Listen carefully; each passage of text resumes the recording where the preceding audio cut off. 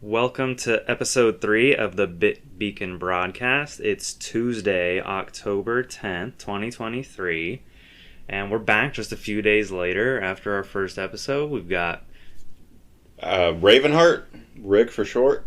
And we've got myself, Kodax, or Taylor. Eventually, one of those days, I'm just going to say one of those names, but for now, I'm going to keep saying two. Yeah, same. Alright, so let's jump into a little bit of housekeeping real quick. We're aware of some audio issues with the second episode of the podcast, last episode. And we were really eager after we recorded to publish it. Yep. And we made a rookie mistake of not listening to the whole thing. These issues aren't too bad. It's like 3 times. There's like less than a second of a blip. But I'm going to see if maybe there's a way I can go back and re-upload it without the issues and the issues present. But I'm a little worried about like disrupting the podcast somehow. There were a couple hiccups and then some other issues, kids talking in the background, etc. Yeah, if someone can find it, that'll be like our Easter egg or something. We'll have kids in the background. See if you can find the kids talking in the background. Yeah, it might happen more frequently than I'd like. But aside from that, why don't we jump straight into what are we playing? What are we buying? What's going on with you? So I went to Book Off last night and kind of went crazy. Oh, yeah. Yeah, I spent $110. Holy crap, dude. But there was one game in particular I was looking for. He's reaching into his pocket, everyone. So when we had the Tomaka discussion, okay, when he passed away, I actually, looking into like his career and stuff, got really interested in one particular game that he was actually a massive part of the development for. And that was a game on Super Nintendo or Super Famicom called, I don't know how to pronounce it, Feta. Okay, I was reading about this one. The Emblem of Justice. And so I was on the hunt for this particular game, and I specifically wanted to get it on Super Famicom, just because I found a nice translation. Collecting Japanese games is the right way to go in my view. Okay. Just because it's so much more affordable than often. Yes. Yeah. Well, I'm sorry. You paid $100 for just this one game? This game was $30. Oh, okay. I got several other games. Okay. One of which was Bahamut Lagoon by Squaresoft. It's a tactical role-playing game. I paid $20 for that one. For what system? Super Famicom. Oh, also Super Famicom. Yep. So I will be playing Feta. So for those that don't know, the Super Famicom is the Super Nintendo in Japan, effectively. Correct. Physically they look different. The cartridges are different. And the consoles look different too, but they're effectively the same console. Correct. And I'm just going to read off a list of all the games I've bought. All right. Very affordable stuff. Collecting Japanese is kind of the right way to go, especially with games that don't require a lot of text. F-Zero is on this list. Mm-hmm. I love playing Super Mario World on my Super Famicom. But I picked up Final Fantasy V, Final Fantasy IV. I already had 6, so that worked out. Final Fantasy Mystic Quest, Dragon Quest VI, Dragon Quest V, Street Fighter II, Street Fighter II Turbo, Romancing Saga 3, Bahamut Lagoon, which I already mentioned, A Link to the Past, F-Zero, Secret of Mana 2, Super Donkey Kong, Ranma 1/2. That was like just a snap decision to get that one. And He's having trouble reading his I'm having trouble reading my notes. Oh yeah, the Japanese version of Mario Paint, which nice. It was just so cheap I had to like get $3. it. Already had it on Super Nintendo, so now I have both versions. So for those of you that don't know, Book Off is a famous chain in Japan, but that sells a lot of secondhand products. Right. But primarily Japanese. Yeah. But here in the U.S., they opened up stores, I don't know, maybe 10, 15 years ago. It's been a while now. We've been hitting them up off and on for a bit. Right. But they have an awesome assortment. Some of the stores have more Japanese games than others. Which store did you go to? The Costa Mesa one. Oh, okay. And I mean, like, to pick up Secret of Mana 2 for $3 on Super Famicom is, like, that's magic. Right. Now, I have to ask, I mean, I like buying retro games. that are in Japanese or another language, if they're easy to, like, you don't really need to know the language to play them. Right. But you just read a list of a bunch of games where it'd probably be helpful to know Japanese. So there's a lot of JRPGs and tactical RPGs on this list, mainly because those are my favorite genres. I don't mind going out of my way to either download a fan translation or use like a translation app to kind of just view the text in English with my phone. Easy way to play these games. Yeah. But I did go out of my way to find games like F-Zero and Super Donkey Kong, right, where I just don't need... You just know how to play those. You don't need to be able to read the text. Exactly. Well, wow, you went on quite a shopping spree. I also went on a shopping spree Sunday. Oh. GameStop, well, Saturday night at around like 10 o'clock or something like that, GameStop had a new sale go up, and they had so many games for dirt cheap. Like, we're talking games that came out in the last year. A lot of Square Enix stuff that were like $5, $10 only a piece. Just mostly like PS4 titles? No, most of the titles I picked up were for PS5. Oh, wow. Even. I've got a list right here. If you just give me a moment. Can you riff for a second? Yeah, no problem. I love buying retro games. It's kind of my bread and butter when it comes to games. I'm really looking forward to playing Feta.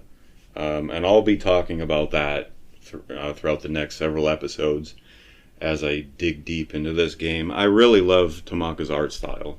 Well, I want a full report, man. Oh, yeah. I want this next week. Let's hear a little bit about Feta. Not the cheese, not the video cheese. Game. If that's how it's pronounced. I mean, it's spelled Feda. Correct. It looks like. Yeah. Do you know what kind of a game it is? It's a tactical RPG. Oh, okay. Like Fire Emblem? Kind of, yeah. Oh, okay. All right. You know, there's several Fire Emblem games on the Super Nintendo. There are, and I saw some. They weren't that cheap, but I'll probably go back and pick them up. Yeah. All right, so from my haul from this crazy GameStop sale, first I just want to start. After tax, I paid $48.59 for everything I'm about to read to you. Wow. I got Stranger of Paradise Final Fantasy Origin. Oh, yes. For $5. PS5. Oh, jeez. I got Star Ocean 6, The Divine Force, which is the new Star Ocean game that just came out last year, for less than $10. Love that series. I got the new Valkyria Chronicles game, Valkyrie Elysium, for $10. I mean, keep in mind, I had a pro membership too, so it took like an extra 10% off all these numbers I'm saying. I got Tales of Arise for PS4, $5. Nice. I got Scarlet Nexus, Bandai Namco game, PS5, $5. And then lastly, I got Fire Emblem Warriors 3 Hopes for the Nintendo Switch for $15. Wow. I already have Fire Emblem Heroes 3 Hopes, but I imported the European Collector's Edition, but I really wanted to make sure I had an ESRB copy. Okay. I prefer to keep my games in North America region, so I was kind of waiting for there to be a good deal. I've been seeing it at like $20 the last couple months, but the extra $5 just made it like an impulse pickup for me. Right. So yeah, keep in mind all of these games were originally $60 games. Yeah. And I got all $70 of them, in some cases. Yeah, I got all of them for $48.59. That's a great haul. I did spend about an hour driving around to 3 different GameStops round trip, but I mean... The titles you picked up make that worth it. Yeah, I'm especially jealous about Stranger in Paradise. Yeah. I want to play that so bad. I couldn't... When it was $5, I was like, oh, you know what? It was actually $10 the night I purchased it, but when I woke up in the morning, it was now listed as being $5 on the website. Wow. So when I went to the store to pick it up, I had them return it, and then I just purchased it right back from them. Wow. So I saved myself a few more bucks.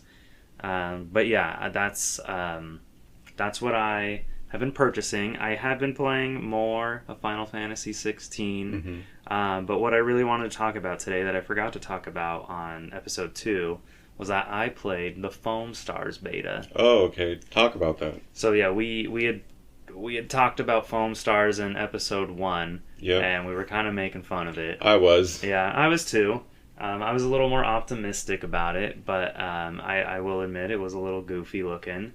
But I went to try the beta. I was on it for maybe half an hour or so. I kept trying to play a match, and I kept getting disconnected over and over and over again. I guess maybe there were just too many players. I did eventually get into one match, and I got to play for about all of 30 seconds before I got disconnected. Wow. And I gave up. But I will say there's like a 10-15 minute tutorial experience that I did enjoy a lot. I was like, oh, this is actually pretty fun. The surfboard mechanic is cool. It's kind of like the equivalent of when the squids or the octolings from Splatoon dive into the ink and kind of like go real quick. Okay. But what's different about Splatoon is that when Foam Stars is that in Foam Stars, when you sort of knock out an enemy, they don't get immediately like KO'd or like defeated. You have to ride on your surfboard and like hit them with it, and that's what ultimately like finishes them, and then they have to like respawn. Okay. So whereas with Splatoon, if you splat, they call it. If you splat someone, you don't have to do anything extra to defeat them fully. So aside from having a special way of knocking out other players, do all the other mechanics like translate perfectly with Splatoon, or is there other? It's pretty similar overall. Like it even has gyro aiming like Splatoon does, and it was actually pretty solid. So I recommend turning that on if you're used to using it in Splatoon. It is pretty overall compatible, I would say. I did really like the music. The music is like something straight out of a Persona game. Like It's got like these vocals going in the background, and it's like very jazzy and poppy and fun. So like that was like a huge highlight for me. Like if Square Enix puts out an original soundtrack for this game, I will probably pick it up. The music is that good. Wow. And I know you get like an exclusive costume for one of the characters if you played the beta. So I don't know. They still haven't said if this is a game you're going to have to pay for, or if this is a game that's going to be free to play and have like microtransactions funding its development. So I thought it was for sure free to play, but I looked it up and Square Enix has yet to say if like you're going to pay a flat fee for this game, or it's going to be a game where you pay a flat fee and then you're expected to continue making purchases or something like that. I assume it's going to be mostly cosmetic purchases, or maybe they might even like sell the new characters.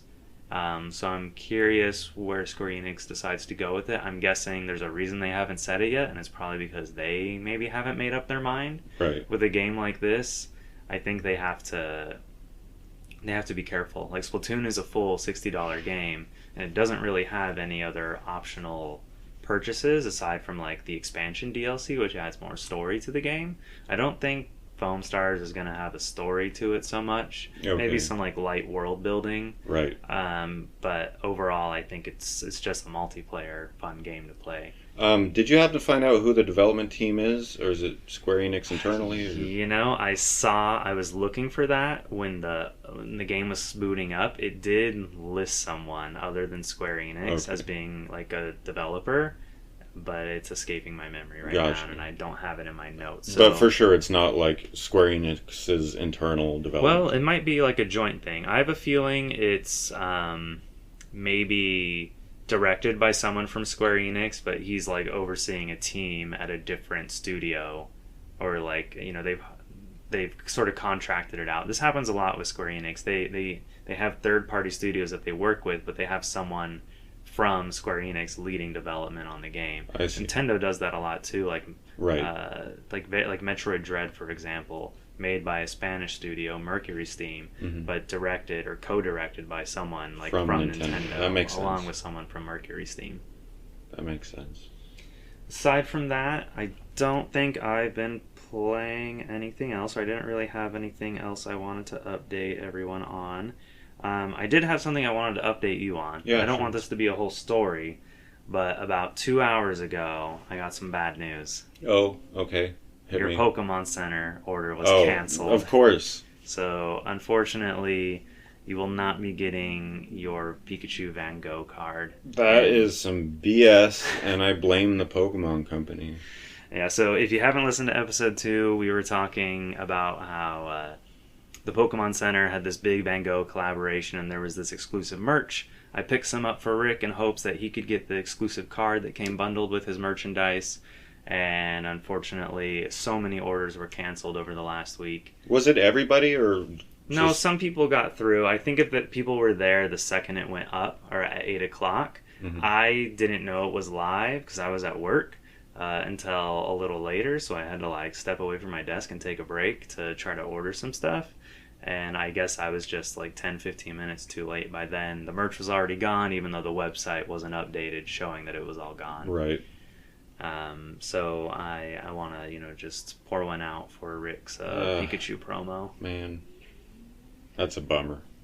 And I know you didn't talk about anything you're playing, but at least playing yet, but you mentioned this in episode 1 that you were interested in playing Honkai Star Rail. Yes. And that comes out tonight. Okay. Tuesday night. Yeah. You can already preload it on your PS5 for free. I'll go home and download it. All right. So, yeah, I want to hear that you've played maybe a couple hours on it. I'm curious to hear your impressions of it. Yeah, so sure. If you have time, it would be awesome if you could check it out. Cause... again, like, I riff on Genshin Impact a lot, but I've always thought the art style of the game, the look and feel of the game, it really works for me. It speaks to like the games I love.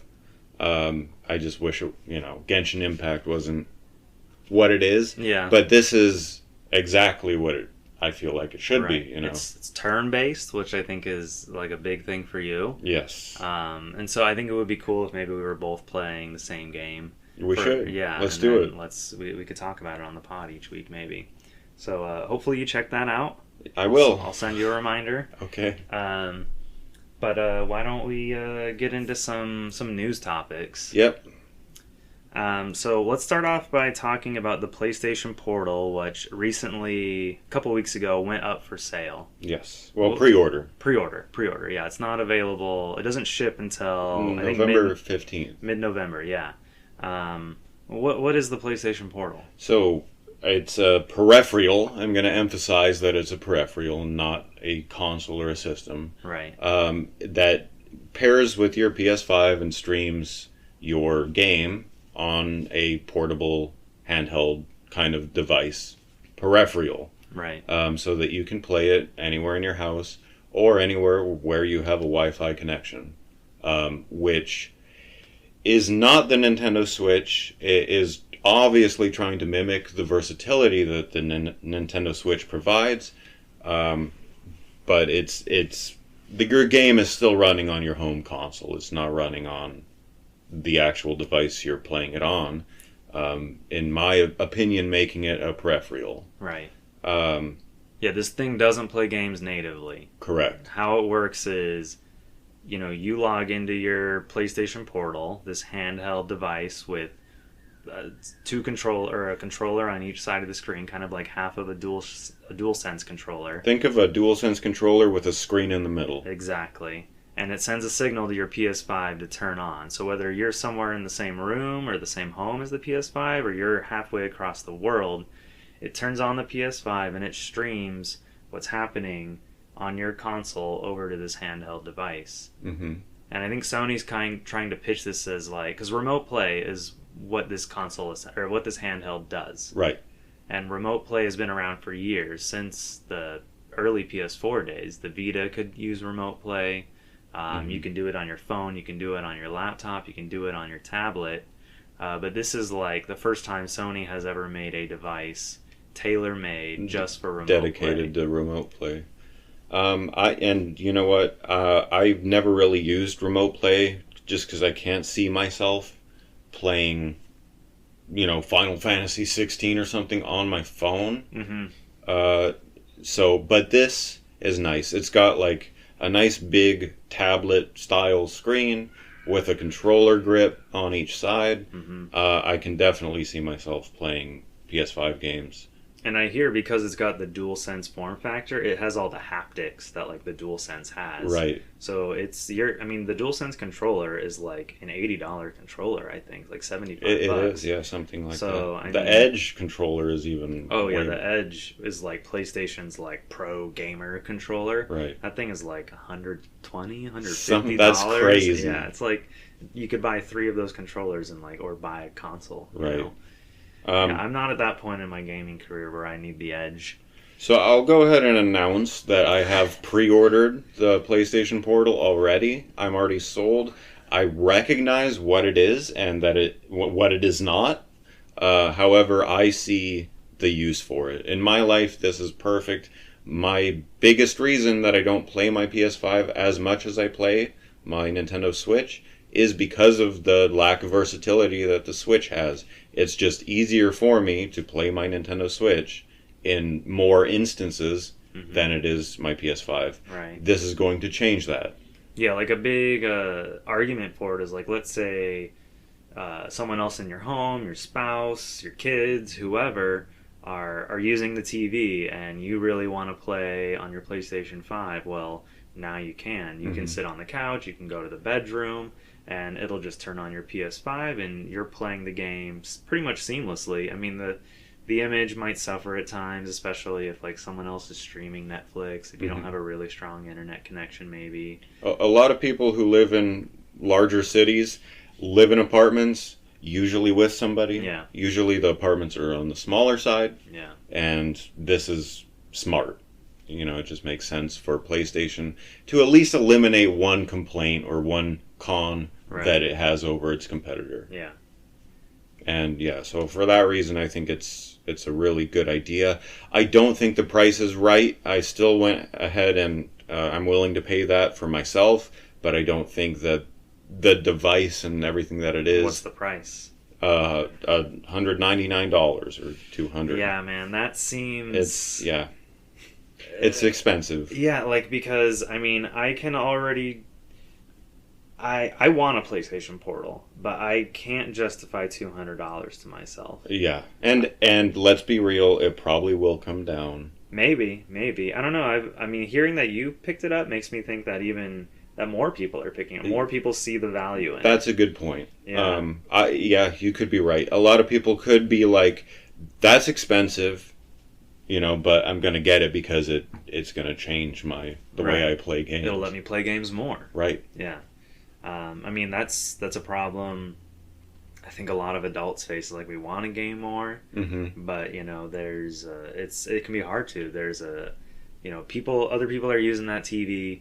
Sometimes you don't want to be on the couch. Sometimes you want to be in bed playing, you know, and this will enable you to do that. Or your partner's sleeping and, you know, you want to play with earbuds. And, right. You know. Well, that brings up an interesting topic. Sony is selling $200 wireless earbuds. Yeah. Pair with this I have not pre-ordered those or bought those. So the Portal is not compatible with Bluetooth headphones. It does have an auxiliary jack. Thank God for that. Yeah, could you imagine if the only way to get audio, aside from the built-in speakers, was you had to buy $200 earbuds? They're proprietary earbuds. Sony loves proprietary. Oh, they do. Yeah. We'll talk about that more later. In a minute. So, I mean, $199.99. That, to me, is a wait and see. I mean, if you come back and tell me that it's, like, revolutionized gaming for you, like it makes it so much easier to play your PS5, then, you know, I don't know, maybe I might be convinced. But for the time being, I'm kind of being a little more cautious because, I mean, I can already use remote play with my iPad, and I just hold my DualSense or my DualShock 4, you know, in my hand. But it would be nice to kind of have that more portable form factor, not have to carry around so much stuff with me, like when I'm traveling. When I usually use remote play, it's just to log into some games real quick and like take care of some like account maintenance. I've got to make sure I do my daily quest in this game or something like that. Right. You know, I'm usually not doing super long gaming sessions, but it does seem like the PlayStation Portal would be the ideal way to have some longer gaming sessions while using remote play. True. So for you, like, because you already have the capabilities or you already use the capabilities of remote play. I never have, so this is like a huge difference in my life. And also, I don't even know if this is really worth mentioning, but everything the PS5 can play, this thing can play. It's not like barred off PS4 titles or anything like that. It's 100%. Yeah. Because anything, well, you know, I do wonder, because on PlayStation 5 you have access to like Netflix and Apple TV and things like that. I wonder if it'll also allow you to stream those. That's a really good point. Because I think currently on remote play apps, those things are blocked due to like weird restrictions. Like it knows that you're connecting through remote play, so it won't let you open those apps. Right. But I think game-wise, I can't imagine why there would be any restrictions. Right. I know some game experiences are not ideal with remote play, the way remote play is now, but I do think because you'll be able to use the DualSense light controller with the PlayStation Portal, that it's going to be more tailor-made for it. Like, I wonder if there's going to be, like, exclusive perks, or if it's going to be more efficient when you use the PlayStation Portal, because its one sole purpose is just running that. When you're using remote play on a phone or a tablet, your phone and tablet is still processing all kinds of things in the background and taking resources away from, like, the remote play app. But this device, all it does is remote play. It won't do anything else. I love dedicated devices. Yeah. You know that. I mean, could you imagine, though, if the PlayStation Portal also happened to play Vita games? You could stick in your Vita cartridge. Yeah, that would be insane. Before we get on that topic, one last point, real quick. In our last episode, when we were talking about the Nintendo successor, I was talking. You had asked me what direction I think it'll take, and I talked about versatility. I talked about the industry maybe moving as a whole in that direction. Right. And this PlayStation Portal, I think, is reinforcing my theory. I think so too. It's a baby step. It's like their Wii U. Right. In a way. Exactly. They need kind of a weird, funky thing to get people thinking about gaming this way. You're right. And then, maybe the PlayStation Portal is it's not a warning, but it's a hint of what's to come in the future. Right. I remember I read a year or two after the Switch came out, Hideo Kojima was talking about the Switch. I mean, he's never made a game for the Switch, but I presume he owns one. And he was talking about it like he thinks that is what gaming will look like in the future. Right. Like, everyone is going to have one of these like, there's going to be these hybrid consoles that you can pick up and play. Right. And we're seeing this form factor even in the PC space now with Steam Deck. And a couple other players have entered that kind of handheld PC market. I would buy a Steam Deck, I think. Yeah, I would buy a Steam Deck too. I'm curious about it. I don't think I'd buy one now. The screens on them are not very good. They remind me of like a 3DS screen where they're just not very impressive. They're kind of like bright and overblown. If they ever put out like an OLED model of the Steam Deck, that would be when I would jump in. Definitely.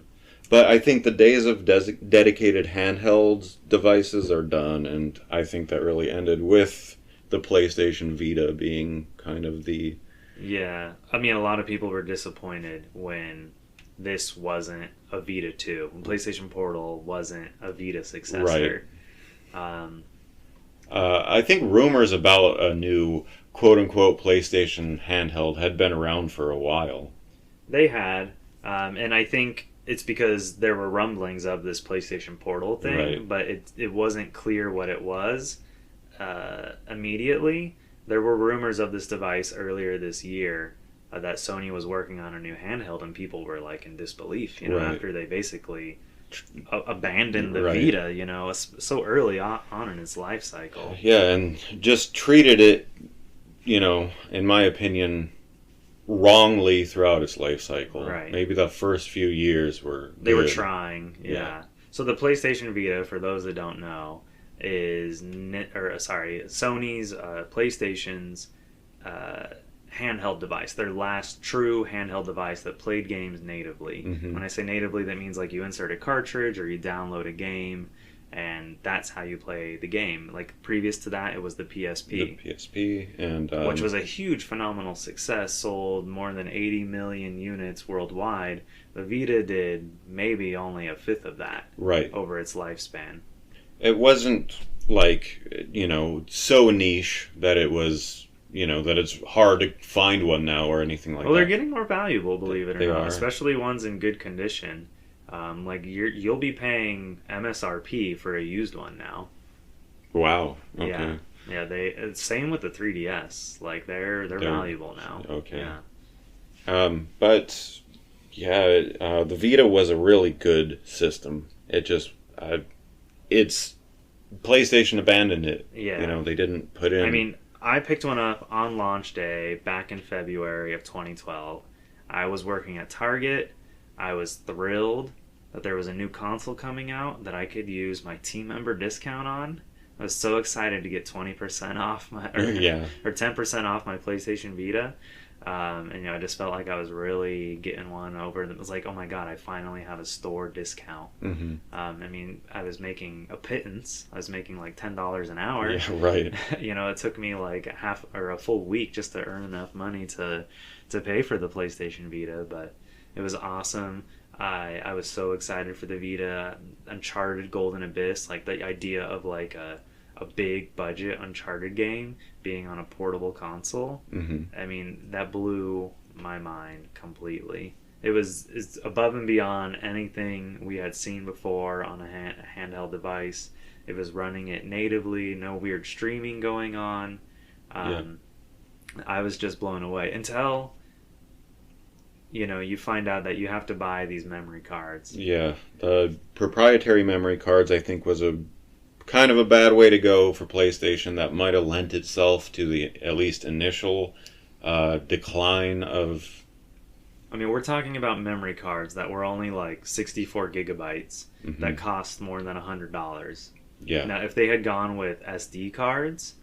Oh, it would have been a game changer. Yeah, like the Vita would probably have been a much bigger success. Now, Sony was probably worried about piracy, which I understand, because Nintendo had the same problem with the DS. Right. Eventually, publishers were like wary of putting anything out on the DS because it was so easy to hack and to get the ROMs off the cartridges. And there were millions and millions and millions of downloads for like various Pokemon games, for example. Mm-hmm. And I know not all those people would have purchased the game if it hadn't been available for download online for free effectively. Right. But I mean, that's still a lot of revenue being missed out on. All someone has to do is buy the console and a little flash card, and then they have access to hundreds and thousands of games. Not to get too deep into piracy, which is a topic I think that we should... Yeah, we should talk about that. But I think that piracy is always going to be a factor. No matter what a publisher or a console holder does to try to prevent it, it's going to be there. People are going to find a way. Yeah. And I think dwelling on it and putting DRM or any kind of proprietary, resistance or what have you on your system or your game is just not the right way to go. I think it punishes the users who do pay for your product. I mean, it's interesting with the Nintendo Switch. The only model of Nintendo Switch that's ever been hackable is the very original launch model, only from those first couple months. That first shipment. Exactly. They found a fix for the issue that let people hack the Switch, which involved physically jamming shorting your Switch and getting it to boot into some special mode via the rail on the Joy-Con rail. Wow. But since then, no one's been able to hack the Switch. But unfortunately, because that first model is hackable, I mean, all those games can be found online. Now, hacking your Switch is a much more involved process than just downloading or buying a $30 card online device, to just load it with ROMs and play it. So most people don't bother with hacking their Switch. It's just too much effort. Yeah. But I digress. We were talking about the Vita. When did you buy your Vita? Yeah, so you were actually with me when we went out and bought it together. That's right. I had ran into your room. This is when we were living together, and I said, Rick, there is a way that Sony just announced where you can make games for the PlayStation Vita, and you don't have to get any crazy developer approval or go through some interview process. They're basically making it so people can make official homebrew in a way. Right. But not homebrew because they'll release it on the PlayStation Vita store via a special section called PlayStation Mobile. Yep, PlayStation Mobile. And that was enough to get you to run out the door. We ran to Target. Buy a Vita. You bought a very specific... I did. It was the second model. Right. And it was packaged with a digital copy of Borderlands 2. Oh yeah, it was Borderlands 2. That's right. And but yeah, PlayStation Mobile was a great little thing. It was too short-lived. Yeah. It really could have been a lot bigger. If they wanted to pump that, more and more people would have got interested in development. I think having your little game that you could make, as a solo developer on the PlayStation Vita is, that's huge. That's a big, like, dopamine. Yeah, definitely. PlayStation Mobile was this initiative started by Sony that was originally just for phones. I believe just for like Xperia. It was Sony phone. Sony phones. Yeah, it was like an extra app store built into these Sony phones where you could download games that maybe weren't available on like the Google Play Store. Right. And then they eventually expanded this initiative to the Vita, which was like one of the best moves they ever did. I just wish they did it. There was some pretty big games that got their start on PlayStation Mobile. I think there was one in particular, Super Crate Box or something like that. Mm-hmm. That dev went on to like become an official Sony developer and released a native PS Vita version for the game that had trophies and all that. Yeah, I had downloaded, and these games were 99 cents. Oh yeah, super affordable. Super affordable. You saw something that even the thumbnail looked interesting, you just bought it. Like you weren't worried, like, oh man, I got to spend $10. It's 99 cents. Yeah. Who cares?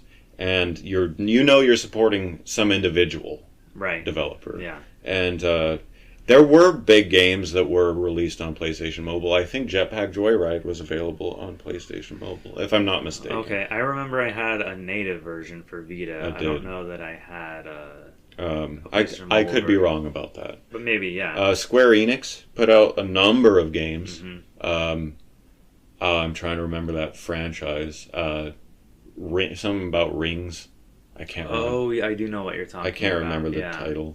But yeah, I downloaded all of them. Right. Because it's Square Enix. Well, we're bearing the lead a little bit here. We are. You developed it for PlayStation Mobile. I launched the original PlayStation or version of Seraphim on PlayStation Mobile. So Seraphim is like a big passion project that you've been working on for many years. It's been 8 years now. I started development on Seraphim May 10th, 2015. 15? Oh, wow. 15. Yeah. Was it 15 or 14? 15. It was 15. Oh, it was... I'm pretty sure it's 14. You're right. I'm sorry. 14. Yeah. Wow, so it's been even longer. It's almost a decade, dude. Let's not dwell on that too much. So anyways, it was initially going to be a mobile game, and then we put it on PlayStation Mobile, and... It launched on PlayStation Mobile. It launched on PlayStation Mobile. Like, Sony wrote you a check at some point. I did receive a check from PlayStation, and you got sales it was 128 total downloads worldwide. Right. So that was before. It didn't take too long before Sony closed the PlayStation Mobile store. It was live on the store for a year and a half tops. Or so, yeah. So that was, I refer today to that version of Seraphim, and it was rough. Like that version of Seraphim, looking back, looking at footage, and it's still on my Vita, it was rough. Like, the game doesn't look anything like that today. It's way... You're right. It does look different. The ambition and scope has totally changed. It's completely different. The effects, the filters, the materials, the shaders are all way better now. Right. It looks like a sequel. But I mean, you're one of, a couple hundred people who release games on this platform. Yeah. And like you have like a dedicated game facts page. That's to true. Your game. Like there's a message board for Seraphim on Game Facts. Like, that blows my mind. Yeah. Dude. It's like that's pretty damn awesome. That happened. And go ahead. I refer today to this version of Seraphim as Seraphim PSM. Right. Because it needs to be delineated from what Seraphim is now. It was, effectively sort of a $1 tech demo. Yeah. Yeah, it was definitely, you could call it a tech demo. Worth the dollar for sure. Definitely. I think that, the game was very bare bones mechanic. It was just the shooting scheme, all the power-ups, all the other aspects of Seraphim. Today, I talk about Seraphim like it's been released. It hasn't. More people know about it, or did. I don't know where people are at with it. We've been quiet for a little while. Yeah, we have been quiet. I haven't been on Twitter and don't intend to come back until I have something significant to show. We kind of fell off, or I fell off, when the PlayStation Vita shut down. Yeah, that was a big blow to the community. It was. And especially to the developers who were working on games. Right. It was too big of a rush, and I just had too much to do. Oh, Rick was scrambling. I was scrambling. He was trying to make a version work. I was calling out sick from work to try to get this done within the 2 weeks I had to get it done. Yeah, they put out a very quick deadline, and then they they made it sound like you couldn't do it anymore, but then they changed their mind and they were like, well, actually, devs still have until this date. So there was all this wasted time where we were under the assumption that we couldn't submit the game, and then they were like, no, actually, you have until this date. So then you were scrambling. And I was getting mixed information from like the official channels. Right. On the development side of things, it just wasn't... I tried truncating the game into like an arcade edition. Right. I was doing everything I could to get a version out there, and it just didn't happen. There does exist a version of Seraphim that runs on PlayStation Vita on my dev kit, and that will forever be the only copy of Seraphim on Vita. I still intend to release it on PS5. It's still a project. Right. It's not canceled. I am slowly working on it, getting back to getting, big into development, but yeah, that's... I mean, your efforts to try to launch the game on Vita were widespread. Like, people were heard about it. I mean, it got so much attention that someone wrote about Seraphim when they were creating the definitive history of the PlayStation Vita. Yep, that person is too old for gaming. I love him. He is... We've met him in person. He's an awesome guy. Sandeep Rai, I believe, and I apologize, Sandeep, if I'm messing up your name. But we met him at one of the PlayStation experiences in Los Angeles, where you gave him a private demo of the game. Running on the actual dev kit. Running on PlayStation Vita dev kit. And he did upload that to his YouTube channel. Right, so there's footage out there of it. And again, it was in a very early state.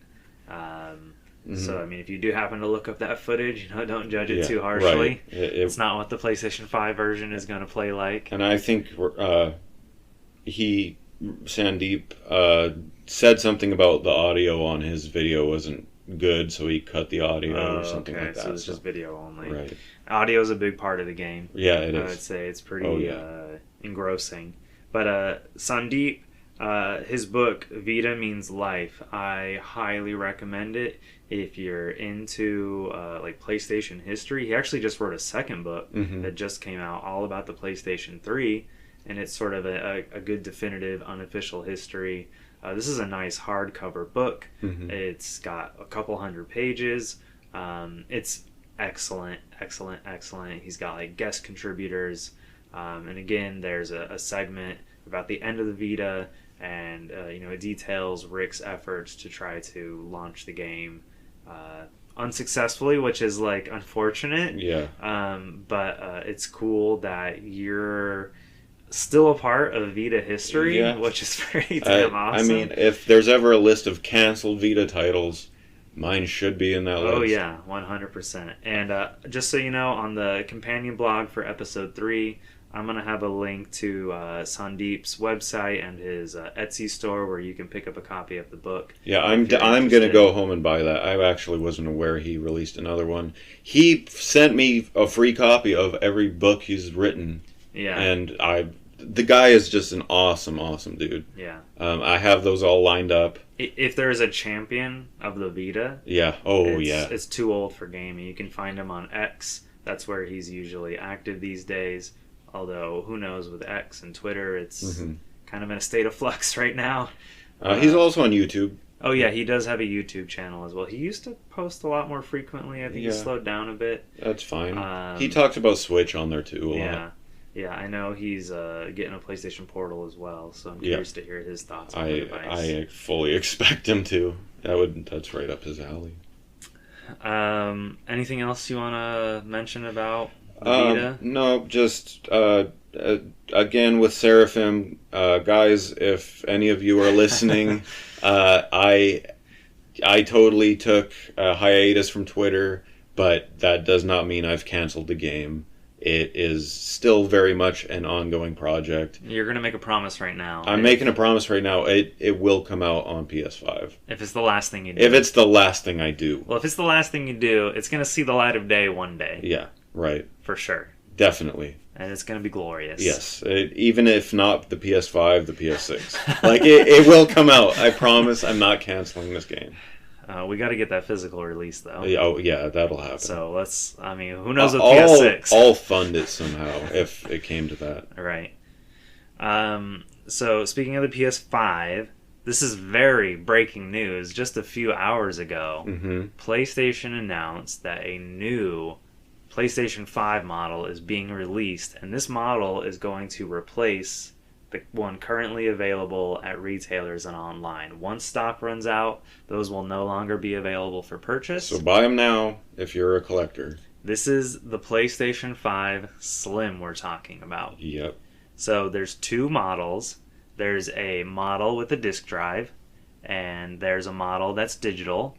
The great thing, though, is that Sony is going to also be selling a detachable disk drive for the digital model. So if you buy the digital model and you regret it, which you should. You should. Because as you know, we're the anti-digital podcast. We're not so much anti-digital as we are pro-physical. That's right. I'm being a little sarcastic. If you change your mind and you wish you had bought the physical model with the disk drive, you can do that now. You'll be able to spend an extra $70, so you'll be paying a $20 premium over if you had just paid for the disc model to begin with. But you'll be able to attach it, and it's not just like plugging in through a USB drive. It's like actually you pull up one of the console covers and you attach it, and you get a new console cover with the disc drive to like essentially turn your digital model into the disc model. Yep, and now that raises the question, are they even different? Like, if we detach the cover of the digital or the disc model, will that be detachable? Will we find a detachable? Wondering the same exact thing. Is there even a difference? Are you just saving money if you buy it initially? Or is it actually like hard built in and you can't detach it? This is something Sony seemingly hasn't detailed yet. Right. So I'll be curious when these start shipping to customers and when people get their hands on it to find that out. I was concerned that this was only going to be a digital only model with a detachable disk drive, and that would be the only way to get to play disc going forward, and that was kind of scary. So when they announced that there was a disc model, that was like a huge relief to me. But then I did start thinking about, well, are they really just selling two versions of the digital model with one of them pre-installed with the disk drive? Because then that does get me a little concerned again. It does feel like a step towards parting ways with the disk drive. Yeah, right. I'm glad that they added this, so we have the two versions, just like PS5, the original PS5. Yep. But instead of just a disc version and a digital version, it's almost like they're listening to us in a way and making that digital version have the option of becoming a physical version. That does make me hopeful. Even if PlayStation 6 comes out and there's only a digital model, but if they go with this trend of at least offering a disc drive, right? That makes me feel a little better. That would make me think that PlayStation 6 would be digital only, and the disc drive is just there to play PS4 and PS5 games you own physically. Right. So, I mean, that's still... That would be a huge bummer. Right. I mean, because you remember that sale I was talking about where I got all of those great physical games for less than $50? Yeah.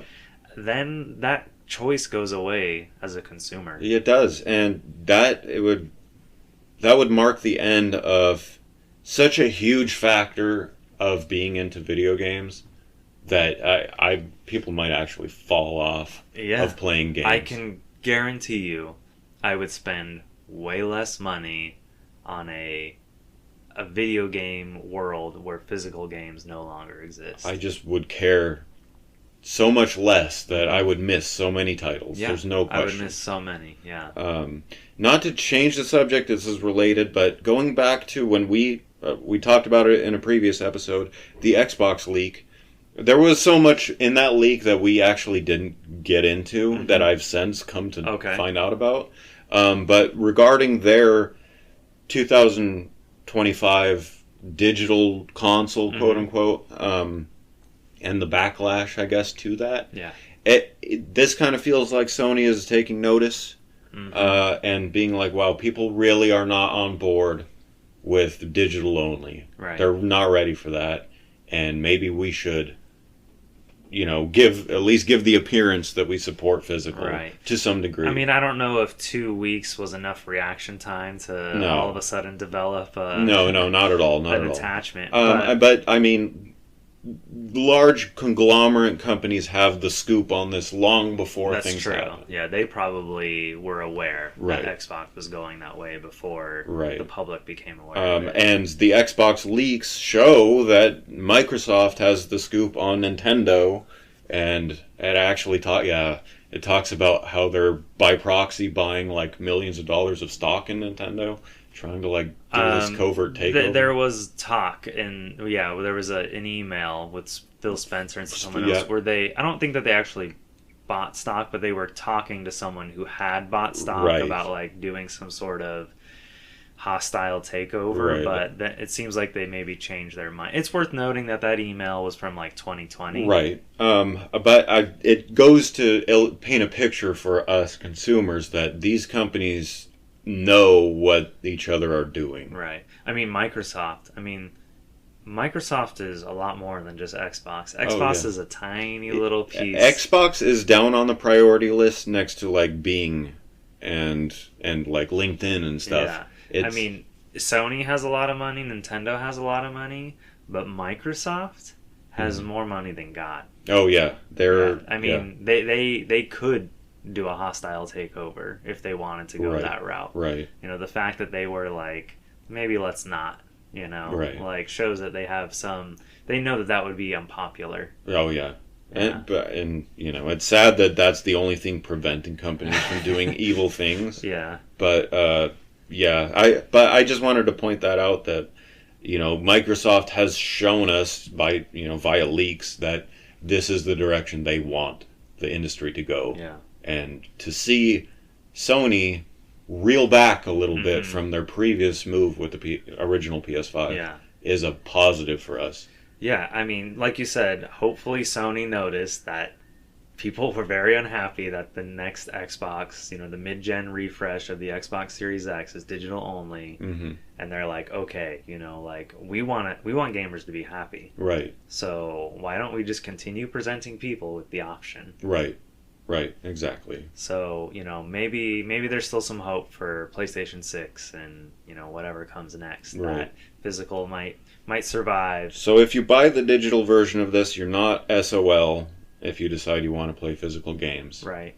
Like you were with the original PS5. Exactly, yeah, because there's no indication that this detachable disc drive will be able to connect to the original PlayStation 5 digital console. I highly doubt it. Anyway, highly doubt it's not designed to interact with it. Right. I'm sure there's going to be some special ports that are only on this new digital version of the PlayStation 5, the PlayStation 5 Slim Digital Edition. A couple other things we should mention about the Slim.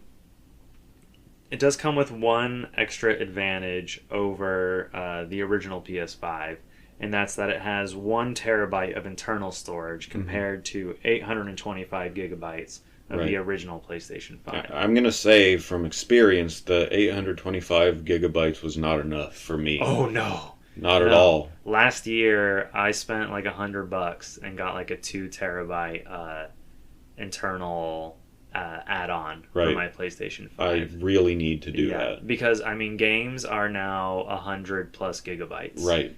Which you can install 8 games on that. If even. Yeah, if even. Like big AAA games, like good luck getting 8 on there. Yeah.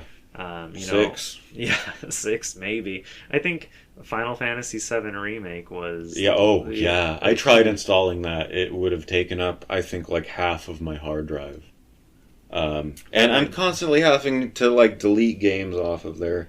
I like that it keeps the save file for each one. Delete the game. But still, I don't want to sit there for an hour every time I want. I mean, I had to do a little bit of management of my PlayStation 4 hard drive occasionally, but with the PlayStation 5, I was doing way more micromanagement over like uninstalling and installing games. Mm-hmm. So yeah, I was just like, I had enough. I'm gonna buy a 2 terabyte SSD for the special port that's on the PlayStation 5. And you know, prices for those special SSD drives have gone way down too. Mm-hmm. And you know, for PlayStation 5, you have to get, it doesn't have to be proprietary, thankfully. Yeah, they learned their lesson there. Microsoft actually went the proprietary way for the Xbox Series X.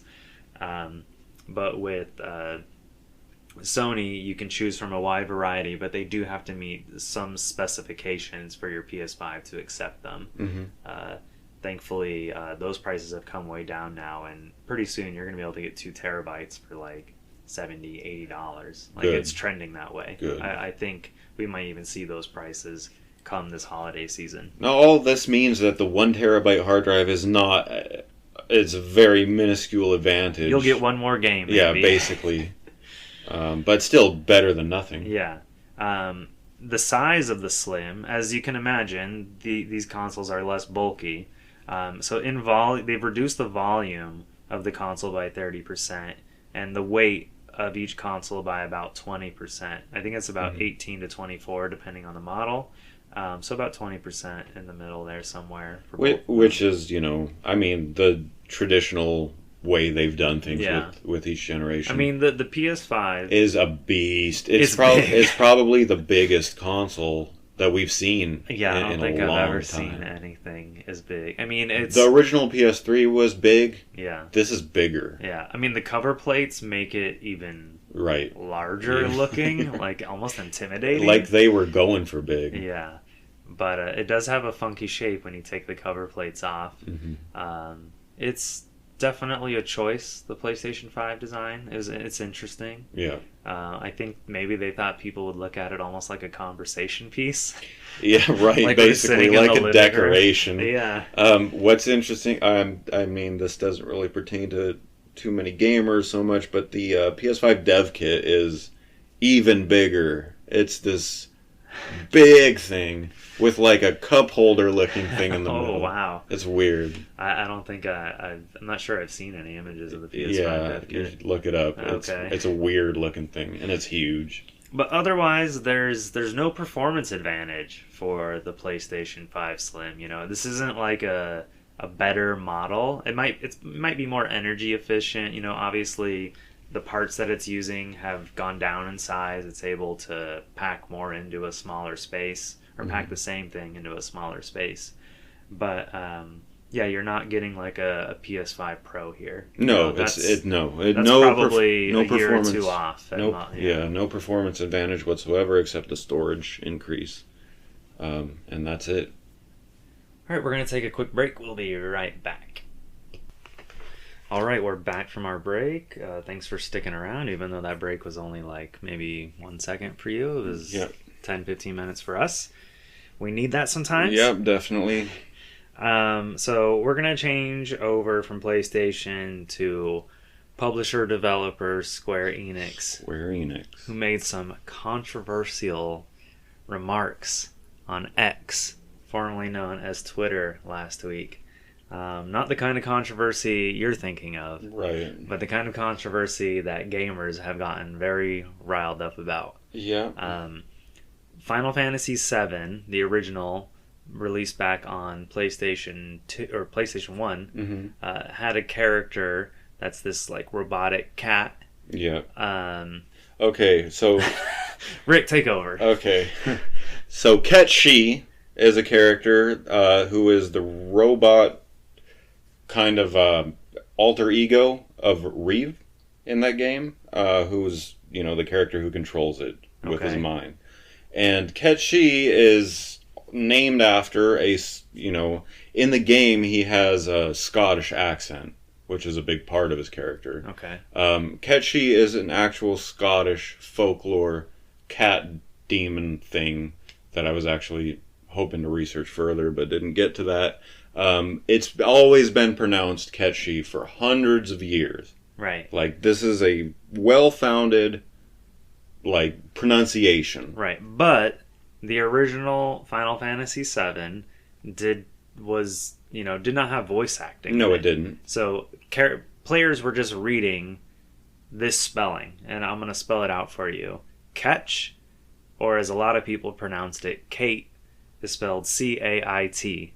Mm-hmm. And she, which a lot of players pronounce as Sith, because it's spelled that way, like the evil Star Wars characters, S-I-T-H. Yep. So it looks like it's Kate Sith. Yeah, but it's Gaelic, so it's pronounced differently. So this is where the controversy comes from.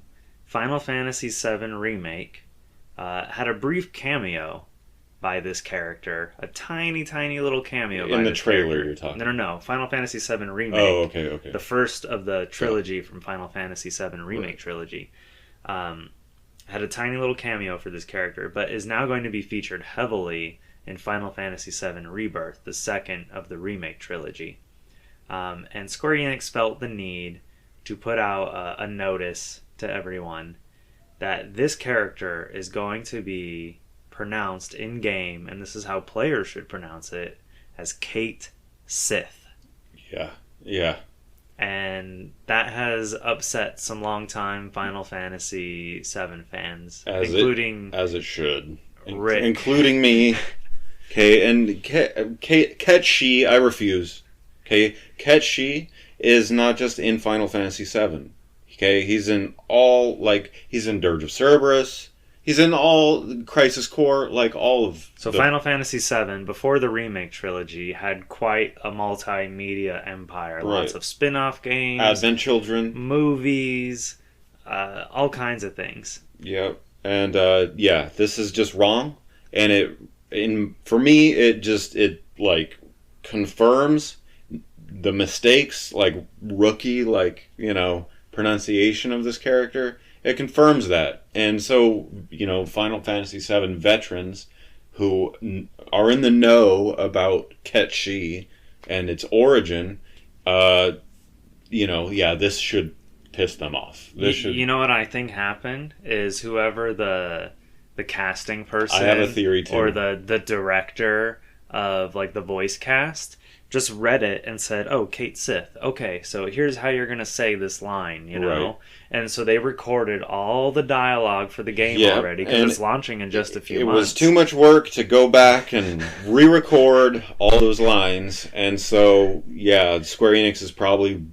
This is a back step for them. Yeah, they're like, well, let's just tell them this is how it's pronounced. Yeah. Not cool. Not an excuse. Yeah, not undoing 20 years of how the proper pronunciation of this character. And just straight and eraser. Blaspheming straight up Gaelic lore. Exactly. Yeah. I mean now you said this was Irish or Scottish? Scottish. I mean Scotland doesn't exist in Final Fantasy. No, that's true. That's fair. But I mean, Final Fantasy has always pulled from various lore. Always. Bahamut, Ifrit, these are all folklore. Yeah. They come from an actual real world place. Yeah. It's not just made up. Yeah. I'm pissed. I'm really mad. This is not right. But online I'm seeing people saying like, "Oh, that's how I always pronounced it." I'm Yeah, so glad this is the right. official pronunciation. Yeah, just like thank you for taking the side of us noobs. Yeah. Yeah. Meanwhile, the hardcore people who know how it's actually truly pronounced and know the origin behind the story are really upset. And like it's going to be cringe for these people playing this game. Very cringe. Every time Cloud says, "Hey, hey, Kate Sith." Yeah, right. I'm going to hit my screen with a damn milkshake every time that happens. They're going to be throwing their controllers at the screen. Final Fantasy VII, the universe has a lot of characters. I have like a good 2 or 3 favorites. Mm-hmm. Ketchi's one. Really? Yeah. I remember in the first episode you mentioned Ketchi by name when you were so excited to see it in the trailer. Yep. So when I saw that Square Enix put this tweet out, I was like, I have to bring this up with you. Another speak of the devil moment for us. Yeah. Something. It's been happening a lot with that first episode. Yeah, we might have to come back to that. Or we might be running out of things that we referenced in the first episode. But yeah, not right. No, this is some... You know what I'm really curious about is if the Japanese version of the game with the Japanese voice cast will pronounce it correctly. Says it right, yeah. That would be embarrassing. That would be embarrassing. Yeah, I can see that happening. For the English version of the game. It's so stupid and ridiculous, I can see it happening. Okay, so when you play a game, do you normally play it in English if it's like a Japanese game, or do you play it with the Japanese voice cast? Or you just stick with whatever the default is? I'll stick with the default. Okay. What I'll do is try to collect games in every region. So, okay. Well, usually nowadays you have the ability to switch to like a different voice. True. Cast. Usually with Japanese role-playing games like Final Fantasy, you can usually have an English and a Japanese, sometimes even additional languages like Spanish and French. So Square Enix puts so much work into their localization effort with especially the newer Final Fantasies that I love what they do with the voices and stuff. You were talking about 16 having like all British voice cast and the creative decision behind doing that. Right. Another game that did that was Last Story from Mistwalker. Yeah. And it works so well with that game. So, okay, and now my question for you is if the Japanese version pronounces Kate Sith correctly as Ketchi, are you switching off to Japanese instead of English? Probably not. No? Just because the rest of the game I'd prefer to hear it in English. Okay, you don't want to read the subtitles the whole time? Okay. See, I used to be a purist. Like, if it was in Japanese... if it was a Japanese-made game, I want to listen to it in Japanese. I'm that way with anime. Oh, okay. Yeah, usually me too, yeah. But with games, like, the localization team is valid. I agree, and I think that... They do a lot of work, a huge amount of work. Oh, yeah. So, no, I probably won't, but this is just... this makes me so mad. Yeah. I'm, like... It's such a small thing, too. It's like... it's not a big deal in the grand scope of things to like a normal person. Right. But to somebody... most people won't even know. This is like blasphemy. Yeah. This is... Yeah. Yeah, so Square Enix, maybe a big misstep there. They probably just decided, well, we're just going to go with this because that's what we've already recorded. Right. So deal with it, people. I hope they feel the pressure and...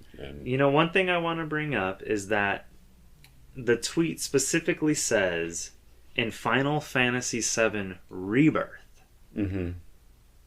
Kate Sith is pronounced Kate Sith. Or Ketchi is pronounced Kate Sith. You think this is like some weird twist Easter egg? No, not so much. But at least they're not saying in Final Fantasy VII. Right. Like rewriting Ketchi that. is pronounced Kate Sith. So maybe it's just for the remake trilogy. Yeah. I don't think there's any larger grand design behind changing I refuse to delineate it. I know your philosophy is different from mine, and Oh no, I'm not saying this is right. But I just find that their wording is interesting, the way that they put it there.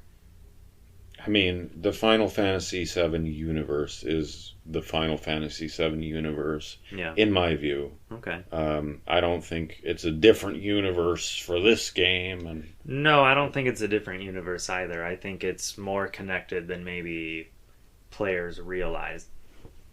But yeah, so this for me is just a big blow. My other favorite characters, I have to mention them. Rude. I love Rude from Final Fantasy VII. I don't think I've met Rude yet in Remake. Yeah, he's not a predominant character. Oh, okay. But yeah. Remake adds even more characters. Yeah. Especially people that work for Shinra. There's like a huge additional cast of people. I need to really play that, but I have so much Final Fantasy to play. Well, I mean, you gotta just focus on one at a time, man. I know. You sound like you're juggling like 6 Final Fantasy games. I kind of am. And some of them in Japanese, which is like insane, dude. That's going to take you the rest of your life to get to if you're Google translating everything. No, I have ways of doing it in real time. It's not like I have to pause the game. All right, well, that's enough about Kate Sith. Yeah, my favorite Sith warlord. Oh, okay. So in other news, we have a massive administration shift over at Unity. Right, so this is like in reaction to the news that we talked about in episode 1, right? So this is a total continuation of last episode's discussion on, or was it the first episode? First episode. Yeah. Unity being the developer of software that a lot of people use to make games. Right. Unity is an engine. It's been going on for a very long time, since I was in college for game development.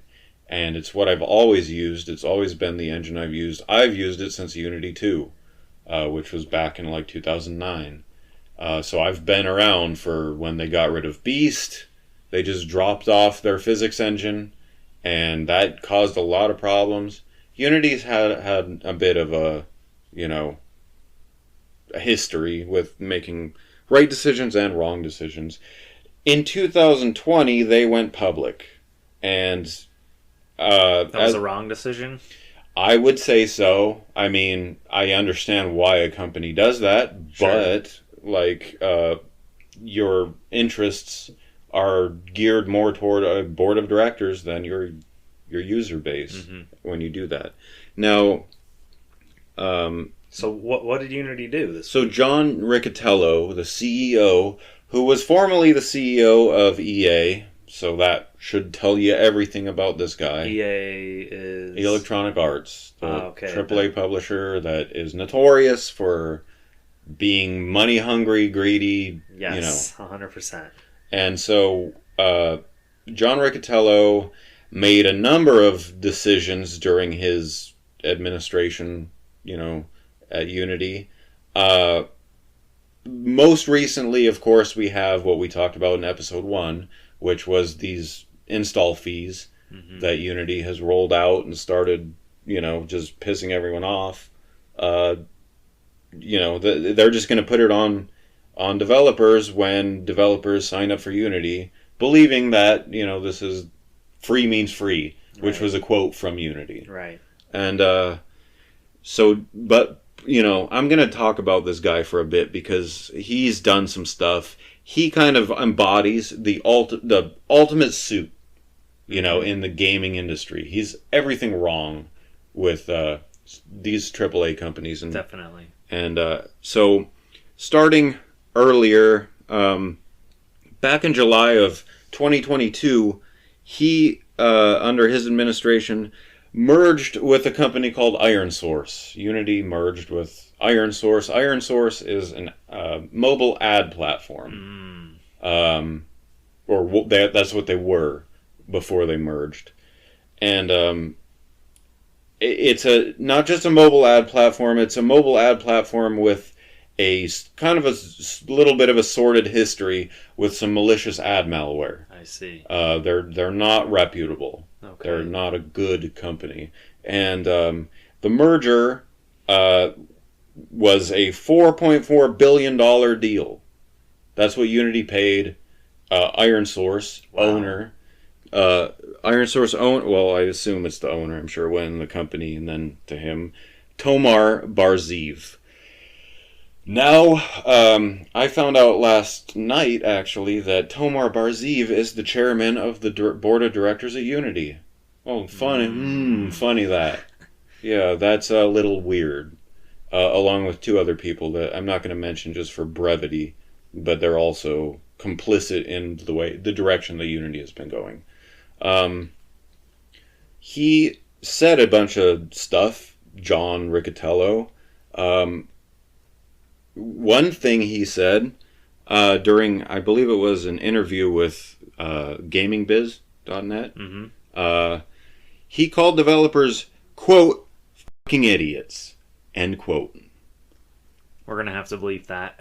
And he called them that, in reference to developers' resistance toward in-game monetization, which Unity has been pushing. Right. He also said something else in that same interview,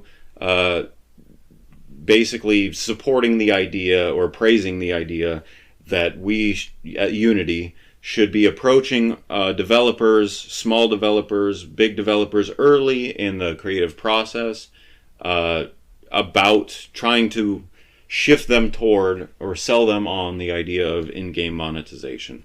Very predatory, very coming at developers with their own ambitions in mind, trying to influence their creative process and their creative decisions in a monetary way. Upon leaving, he did put out a kind of very short... Wait, so what actually happened? Are you telling me Riccitiello is leaving EA? No, he's leaving Unity. Sorry, he's leaving Unity. Yeah. Okay, yeah, we missed that part. Okay, sorry. So I'm jumping around a bit. Riccitiello is basically, he's going to be the scapegoat here for the mistake that Unity made. Okay, so Unity is basically firing Riccitiello. The board of directors is letting him go, is what's happening behind the scenes. He's going to be look, guys, we fired the guy. Right, we fired the guy responsible for these install fees that were massively unpopular with developers, and we had this huge backlash over. Because everybody was talking about it. Everyone on YouTube was talking about that. Everyone on sites and media was talking sites about and journalism. The media, the gaming news, and developer websites.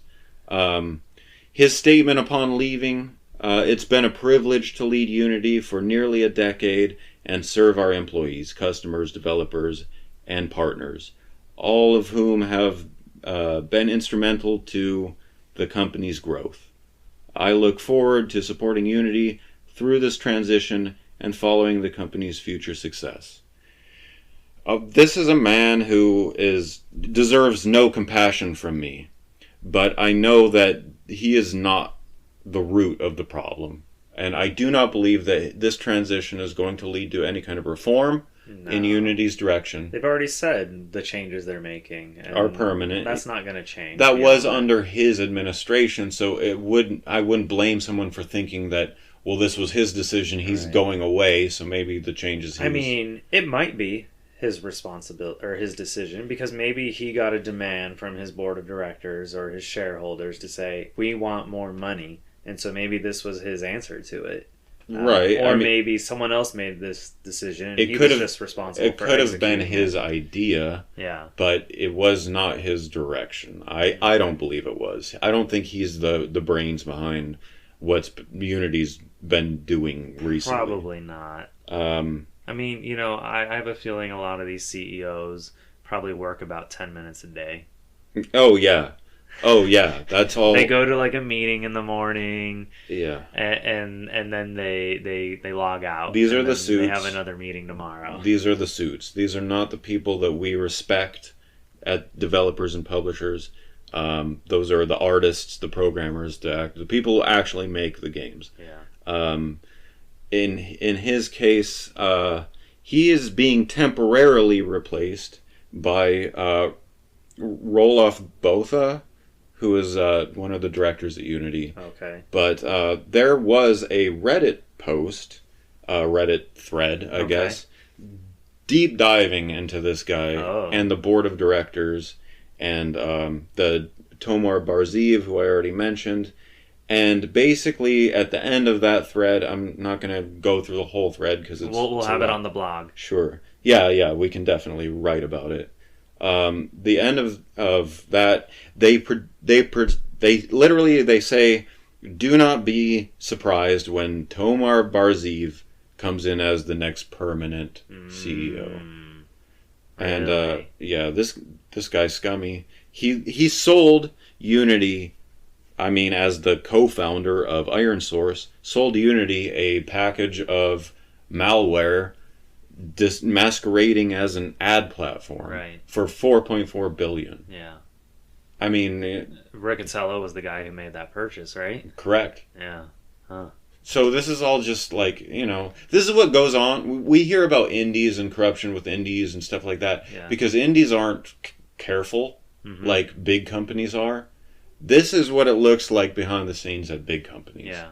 And it's more disgusting with bigger numbers, But anyways, that's it. I also forgot to mention, in May 20 of this year, just a few months ago, Unity laid off 600 people. Yeah, huge amount of their workforce.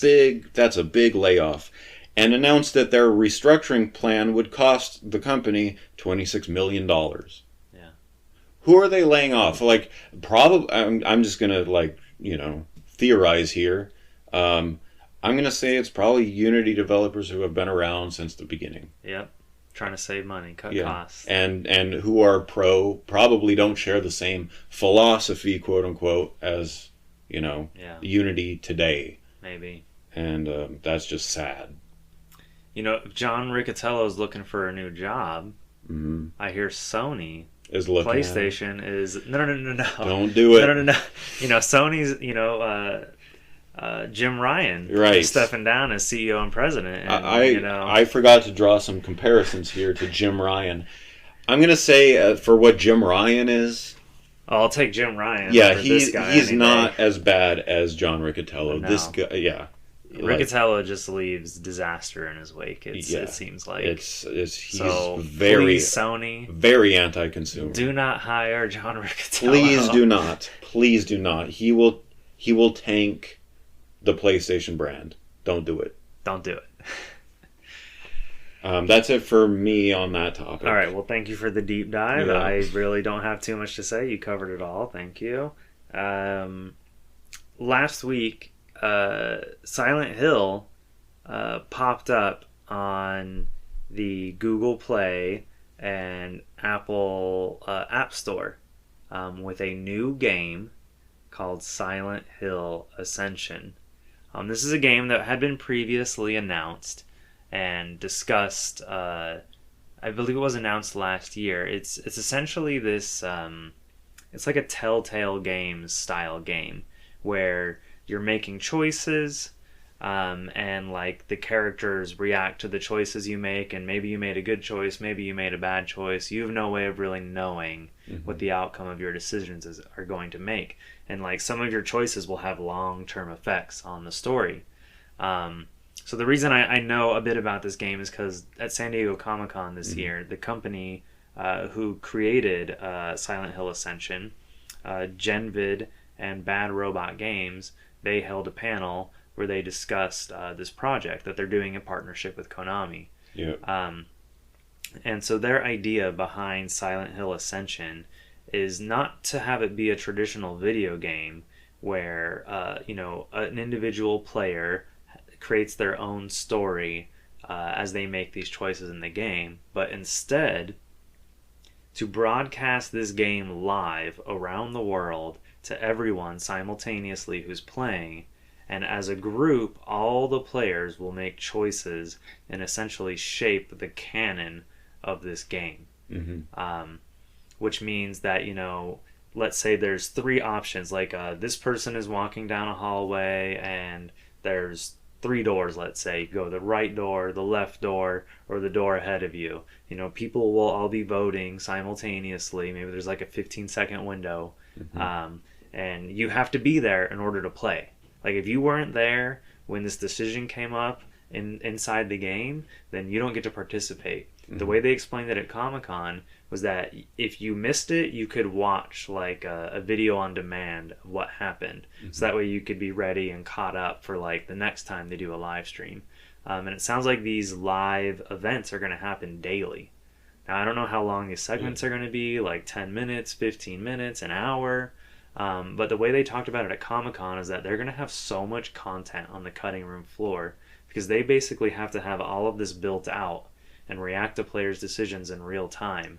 So, like if all the players, if the majority of the players choose one thing, that means they had to build out ideas and cutscenes and things for the other two options that'll never see the light of day. Right. So we're not looking at a survival horror type of experience. We're looking at... I mean, it's going to be survival horror in that, like, not in like a traditional Silent Hill experience where you're controlling the character and you're having to, like, conserve, your resources and use them sparingly. Mm-hmm. I mean, those decisions may come up in the game, but there's not going to be, like, someone holding a controller having... control of the character and like walking around and stuff. This is going to be purely like a cinematic storytelling, just where choices pop up. We played a live action, a full motion video style game on my PS3 or my PS4 a few years ago. I can't remember the name of the game. It's like Night Shift or something. Oh yeah, like I remember it was a live action. Yeah, it's like a movie playing out. Interactive movie, I think. Yeah, but we can make choices. And so it's going to be kind of like that, except it's not just you making the choice. It's like you and everybody else voting on who makes the choice. Mm-hmm. Now, this is a free-to-play game. It's already available for it says free to download. I shouldn't say free-to-play. Okay. So nobody really knows how are they going to make money with this thing. Right. I have some mixed feelings, obviously. As someone who is passionate about the Silent Hill franchise, and I've played all of them, save for a couple of the spin-offs, I also don't trust Konami to respect their IPs, mm-hmm. like at this point in my life, or in their life, I should say. Silent Hill is kind of it's a franchise that's was one thing that was pure, mm-hmm. and has been kind of adulterated through multiple titles. Sure. Turned into all kinds of other stuff. Developer I really love. I'm going to emphasize that. Way Forward. Love them. Love them. Mm-hmm. They were contracted to put a title on PSP. Vita. It was Vita. You're right. Yeah. That was like a top-down strategy game. Yeah. In the Silent Hill universe. A lot of people... I mean, I'm not closed off to the idea. Right. But it's not a survival horror. Even when they changed the controls into like a more traditional adventure-style control scheme, mm-hmm. from the old, like, driving the character... Tank controls. Controls, yeah. That was a big deal. Yeah. To purists and stuff. This is just not Silent Hill. The experience. Now, I'm not closed off to this idea. Right. I want to emphasize that too. There's not a lot of people optimistic. Yeah. About this. Exactly. People are very, very skeptical for many reasons. First of all, like, what does this actually have to do with Silent Hill? Is it just them essentially licensing the name from Konami, and they're just like saying this is a Silent Hill game, even though it's just has nothing to do with the town of Silent Hill? Right.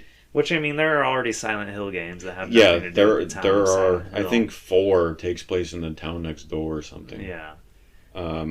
But they have set themselves a very high bar. Right. That they need to make sure that they reach, or this is going to flop hard. Yeah. I think the odds are against them. I think fans are already prejudiced preemptively, with good reason, I think. Yeah. Konami hasn't been doing very much. Well, so last year, Konami held a big presentation all about Silent Hill, where they announced like 3 or 4 new Silent Hill games, mm-hmm. including 1 or 2 that are being developed internally in Japan by their own studios, as well as a couple that are being made in the West.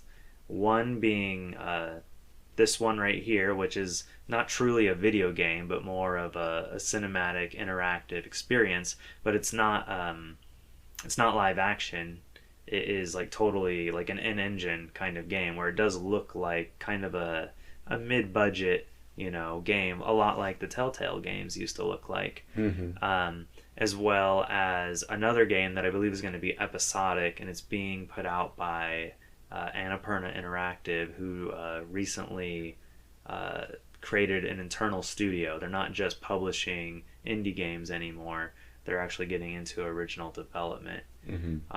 But the other two games... Oh, no, I'm sorry. The other two games, one of them is a remake of Silent Hill 2. Okay. I hope that's good. Which is being made by a European studio, Bloober Team, who's known for some horror games that people are kind of mixed on. But then there's one game that's being developed internally in Japan that appears to have a very Japanese flair to it, where it doesn't seem to have anything to do with the town of Silent Hill. But it looks pretty visually interesting. Right. So, I mean, it seems like Konami does want to get back to making games again and making games people want to play. Yeah. But this is definitely questionable. Silent Hill Ascension, that is. Right. It's promising about Konami that they are at least putting in an effort to not be scummy. Yeah. But I think, I don't know. Yeah, people are going to be skeptical toward this as right up to like when it comes out. Right. It's going to the first segment of the Silent Hill Ascension shared experience game interactive thing is going to go live on Halloween. Okay. October 31st. Presumably the app will be available for download prior, and you'll be able to like register, or I'm sure you're going to have to make an account or something. Right. I am I'm questioning. How are they going to make money on this? Are there going to be ads? It's going to be a live service thing. Or is it going to be like, oh, you can be a premium user and your vote will count for like 10 times as much as a regular person? It's going to be a live service. I can already tell you that. Because if that's the case, could you imagine it's like 10,000 people voted for this choice, but there were like 50 premium users voted for this choice, and they win. I don't know if it'll come down to that particular conflict, but I can tell you it's going to be live service. I would not be convinced. Can you imagine paying? Because this is like a one-time thing. Like once it's over, it's over. You don't get to replay it again. Right. You can't go back and make different choices. Right. I'm questioning, why did they not just make this an actual video game that you can download on your console? Yeah. That you can just replay many times and make different choices. Nothing's saying they can't do that in the future. Well, at Comic-Con, someone kind of brought this up, I believe, during the question and answer session, and to them, they were like, we want to shape Silent Hill canon. We want you to shape Silent Hill canon permanently. With all these other kind of choose-your-own-adventure kind of games, like the Telltale make, that other developers make, like Square Enix with Life is Strange and Don't Nod, they... like, every player has their own version of events from that game. No two playthroughs are the same. Right. But they seem to be really honed in. Like, they think it's very special that everyone will be a part of shaping Silent Hill canon. Like, they kept saying that over and over again. I'm open to that idea, so long as it doesn't step on the established Silent Hill canon as it is. Right. Speaking of which, just in regards to the Silent Hill 2 remake, they better do that right. Because that game is... Oh, I know, yeah. People consider that game like... the definitive Silent Hill game. Yeah. So, yeah, there's a lot of pressure on that European team, Team Bloober, to get that right. And I think it's supposed to come out next year. I'll be playing that. Yeah. I've always been someone who's been interested in Silent Hill. When I had a PS1, I was playing like Bugs Life, the video game, not thinking about Silent Hill. That stuff was like scary to me. Right.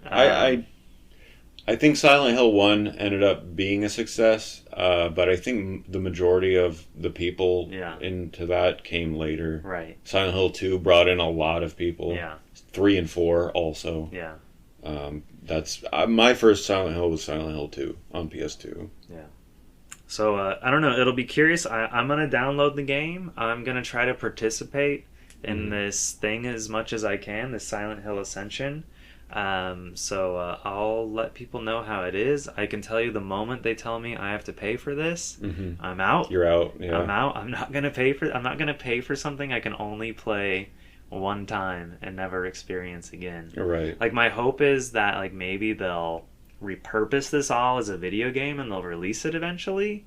I mean, like why not? It's an additional way to generate like revenue. But they did mention something about like they had specifically said we're going to have so much stuff on the cutting room floor. They were like, maybe we put together like a DVD or Blu-ray release of it. And I'm like, well, how is that going to work? Right. Like a DVD menu is going to pop up every time you make a choice. Like, why not just make a video game? Right. Put it on PS5. It's a game. Like, it's rated T for teen. That should tell you something. This game is rated T for teen. Oh, okay. So the one on Wii, I think Shattered Memories, I think was as well. Right. And yeah, it's just bland. The movies are not PG-13. No. You know, Silent Hill as a franchise is not PG-13. There are naked bodies chained up, to corpses and like frightening imagery. Yes, yeah, it's not, and sexual with the creatures and monsters and stuff. Like Pyramid Head is spoil Silent Hill 2, but it's, I'll spoil it. I'm gonna play it. Yeah, it's like the mannequins and stuff. There are sexual themes, like deviant sexual themes. It's not supposed to be teen. No, it's not supposed to be teen. Yeah, that right there makes me even. It's not even supposed to be for adults.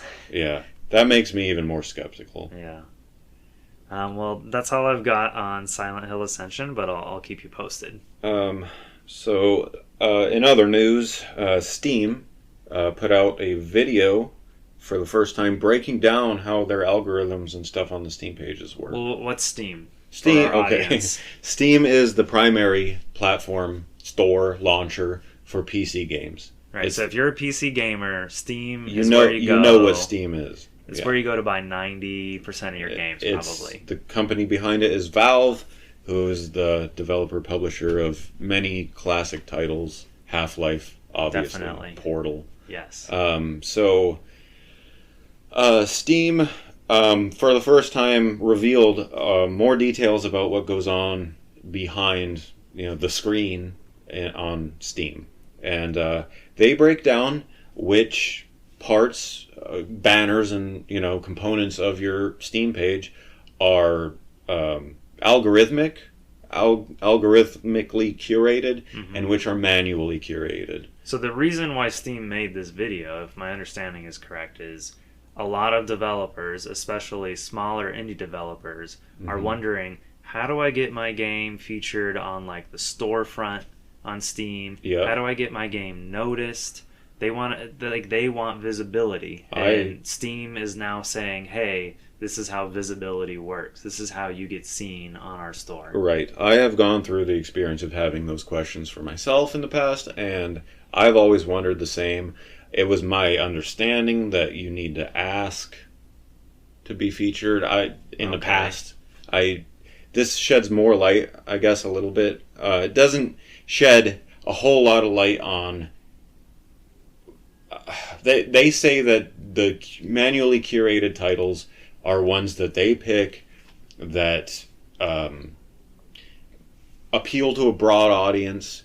They also revealed that the curated titles that they show and ads that they show are seen to every user, whereas the algorithmic ones are shown, they're customized basically automatically to each user individually.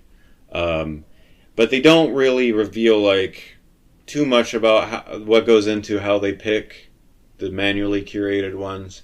And not to be a conspiracy theorist or anything, but I don't put past a company as big as Valve to not have their inner circle of people that get featured. Sure. I'm sure, they have friends with some of these indie developers or smaller publishers, smaller developers that hey, we like your game, They state in the video that you cannot buy curated space or any ad space for that matter. But that doesn't mean that they can't. That doesn't mean that they don't, take tickets to the the gala or whatever the hell. Yeah. You know, just, you know, speaking, that's just how it goes. Yeah. But it's a good video. It's a very comprehensive video that goes into there. You know, there are like 10 to 12 different spaces on your Steam page that show different games, and each one is actually has a different purpose and functionality behind it.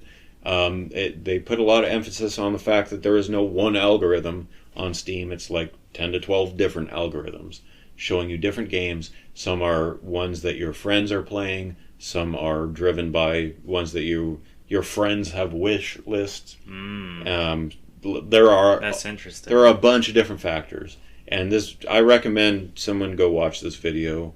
I don't want to break down the whole. Sure. It's a lot. Sure. Yeah, it's like a almost 30-minute video. Right. We'll have it linked on the episode 3 blog post. Exactly. But yeah, so good transparency from Steam. And the video has a really nice tone to it. Geared toward developers. The video is obviously made for developers who got a lot of questions. Right, exactly. Yeah. But yeah. Okay. Good move from Steam. We've got one more story we want to touch on before we wrap up. And this is about Telltale Games, who I just mentioned a minute ago in the Silent Hill Ascension segment. They have nothing to do with Silent Hill Ascension, but Silent Hill Ascension is clearly taking inspiration from what Telltale Games have done in the past. Now, Telltale Games is a company who produced a lot of these adventure games, usually mostly Walking Dead, the first video game for The Walking Dead, which was like an episodic series and it had multiple seasons. They did a Back to the Future series. They did a Jurassic Park series. They did Sam and Max. They did the Penny Arcade series. They did the Strong Bad series. They've done a lot of these style games where there's not a whole lot of like action going on, where you're like dodging and doing combat and things like that, but it's mostly just a standard classic adventure style game where you're making choices, you're interacting with the objects, talking to people, gathering information.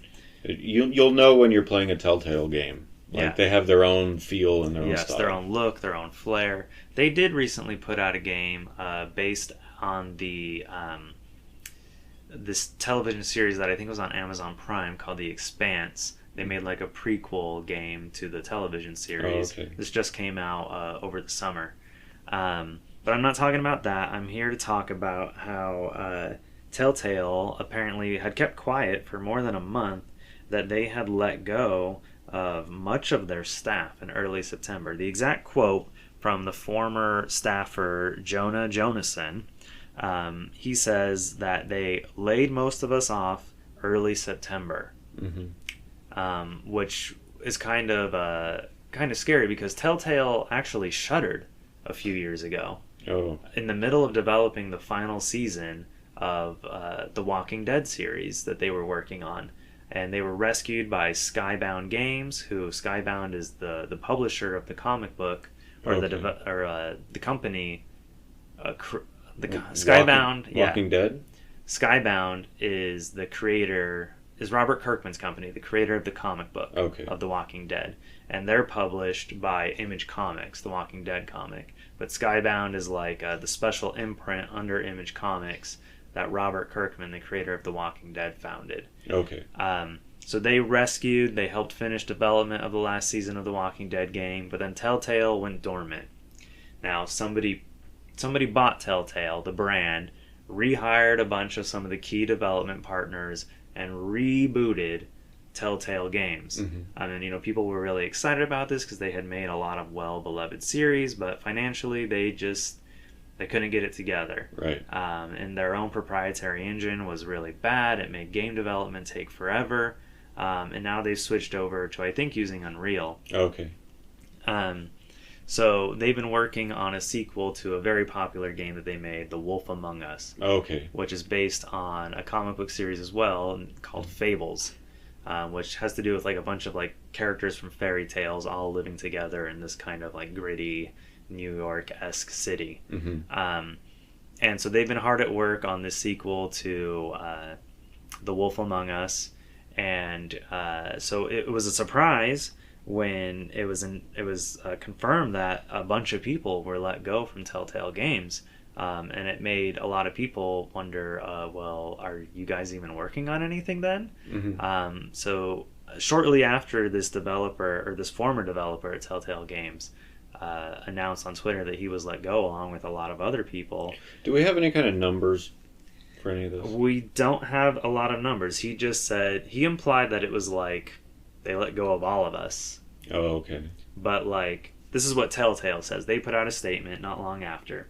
They said, due to current market conditions, we regrettably had to let some of our Telltale team go recently. We did not take this action lightly, and our commitment to storytelling and finding new ways to do so remains the same. We are grateful to everyone for their dedication along this journey, and we are working to support everyone impacted. All projects currently in development are still in production. Mm-hmm.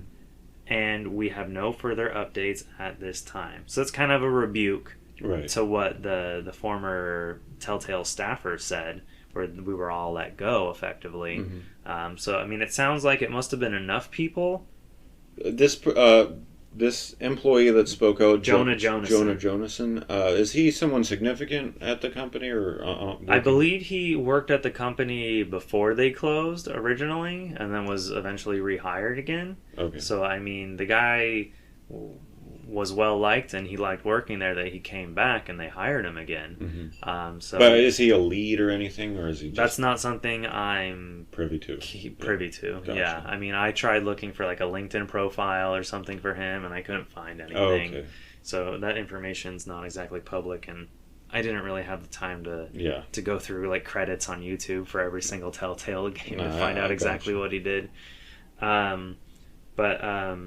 I guess what I'm wondering, and this kind of goes with the Naughty Dog news last week, is like there's a lot of game companies letting go of people. Right. Like there's too many games. Mm-hmm. There's not enough time to play all these games. Right. What is going on? Yeah, is the industry headed towards like a correction of sorts? Yeah, like, are there too many developers? Are there too many people making games? Like that's kind of scary. Yeah, so there's definitely more than a few factors, I think, playing into this. Okay. One, and the biggest, and this is most apparent with Telltale, is the economy. Yeah. Right? We are flatlined right now. Yeah. We are like it is tanked. Yeah. So companies that are maybe between projects, companies that are maybe working on something that doesn't require their whole staff, they have to let people go, unfortunately, because the economy stinks. And the other thing, well, in Naughty Dog's case, projects get canceled, or projects were, they just, not that one was canceled, but, Bungie provided some negative criticism. Right. And they take Bungie seriously. I think that there is definitely been a massive influx over the past decade of indie developers coming onto the scene, medium-sized developers coming onto the scene, developers with investors backing, developers without investor backing, AAA companies, new technologies. So yeah, we might be seeing a bubble. I think we're reaching critical mass. Right. I really do. I think it's becoming apparent that like there are just still not enough players to support such a big industry. Yeah. And so even though it's the biggest industry out of all the industries, out of all entertainment properties. So the obvious place that your mind goes, of course, is the crash of 1983. Right. And what happened there. And it was that is what caused it. There were so many console holders on the market at that time that it was too much to support the demand for games at that time. I mean, I don't know that we're going to see consumers lose interest the way they did in the 80s. Not at all. But I think we're going to see a lot more of these mid AA studios struggle. Right. And maybe that's why so many of these places want to get bought out, because they do want that security. I'm reminded of Double Fine, Tim Schafer's studio. Right. They were bought by Microsoft, and it was seen as kind of a blow to the indie scene when they sold out, so to say. Right. But I mean, Tim Schafer's gone on record as saying, look, like, I don't have to spend time worrying about people's paychecks. I don't have to spend time doing all this administrative stuff. Now I can get back to making games. I have the security of Microsoft. I know they support us. I know they have our back. You know, Double Fine's maybe a rare exception where they're sort of like a critical darling. Yeah. You know, where even if their games don't sell a gazillion copies. And a classic darling. Right. Like, well-deserved. Right, of course. Absolutely. Now, when it comes to companies like Double Fine, developers like that, getting bought out or letting themselves be, you know, parented by a larger company, in a lot of instances, 99 out of 100 instances, they are putting an expiration date on themselves. Yeah. Because certain publishers, more than others, will shutter studios. It won't be long before they shutter you and absorb you. Right. And merge you with some other studio. No. Or let you all go a few years after they purchase you. Exactly. Or move your whole team into some other internal... It's a huge risk. Yeah, for sure. it is. I think, depending on who's buying you, there is maybe more or less risk. Right. Like, I feel like Microsoft has a proven track record, at least in the last decade or so, of not doing that to studios they purchase. Right.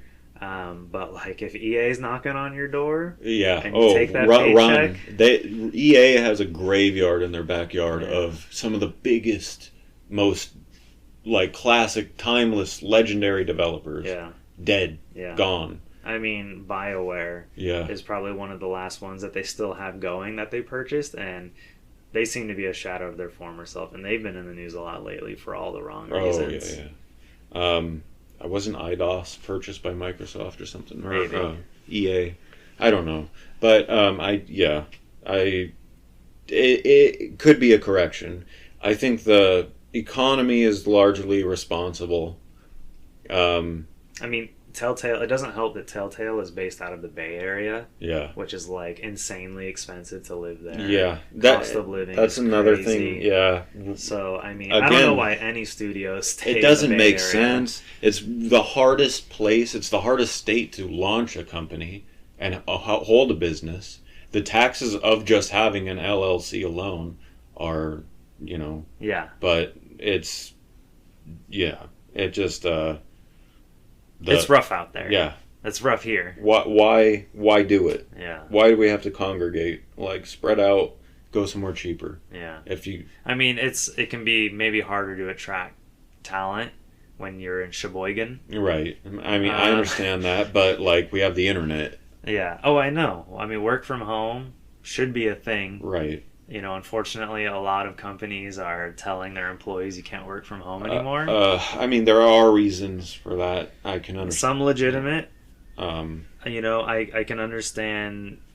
But I mean, if you hire someone telling them this is a work from home position, right, and then 3 months later you're like, no, sorry, you got to come to the office. Yeah. That's scummy. Oh yeah, that's scummy. If people are meeting all their deadlines, if people are doing everything you're asking of them, why do they need to be in the office? Does that happen a lot or something? It's been happening a lot. Yeah. This year has been the year of work from home no more. You need to come to the office. And a lot of people are just straight up resisting. They're like, well, I'm going to keep working from home until you fire me. Right. And they're kind of calling their bluff. And some people, that works, they get to stay home.